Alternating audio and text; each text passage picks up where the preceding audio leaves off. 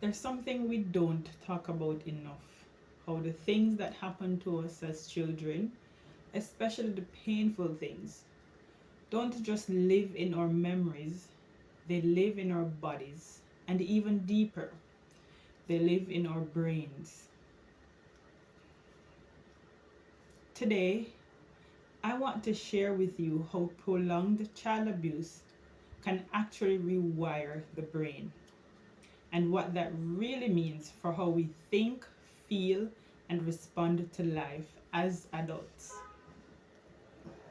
Because this knowledge isn't just science, it's understanding, it's compassion, and it's hope. So let's look at the developing brain, a blueprint that's always building. When we're children, our brains are like construction sites, constantly building connections. Every experience, every word, every touch becomes wiring. Now, imagine a child growing up in fear, in a home where safety doesn't exist, where every sound could mean danger. The brain adapts to survive, but that adaptation comes at a cost. Instead of wiring for trust, it wires for survival.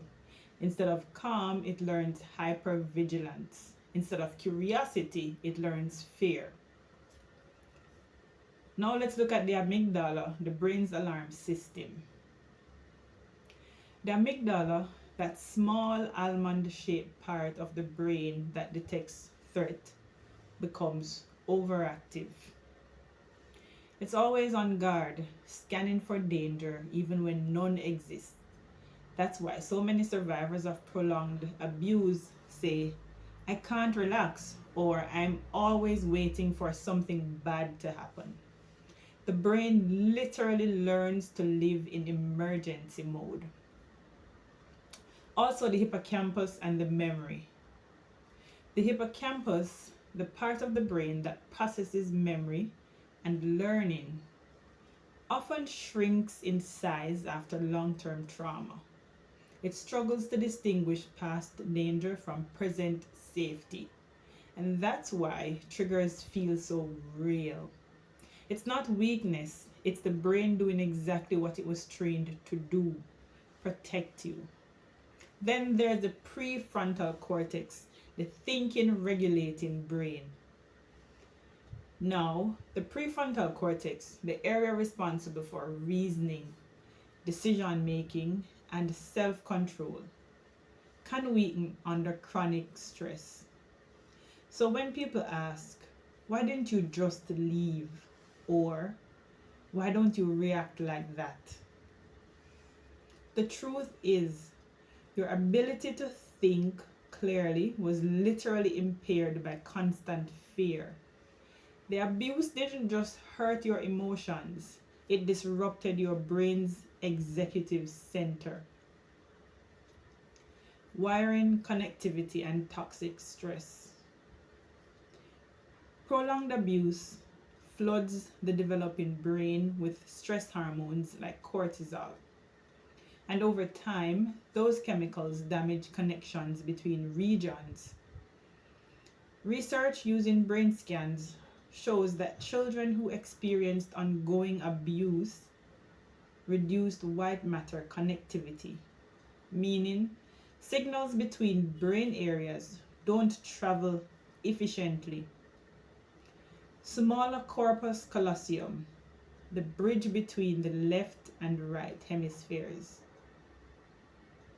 alter the default mode network, affecting self-awareness and emotional regulation.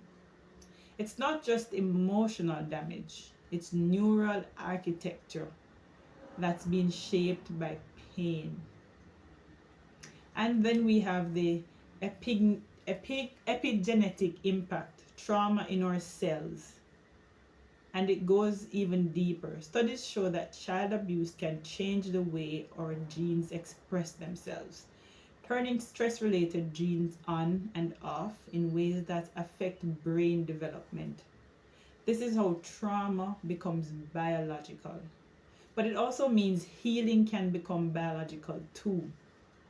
Because the same brain that was wired by pain can be rewired by love, safety, and connection. The hope, neuroplasticity, and healing.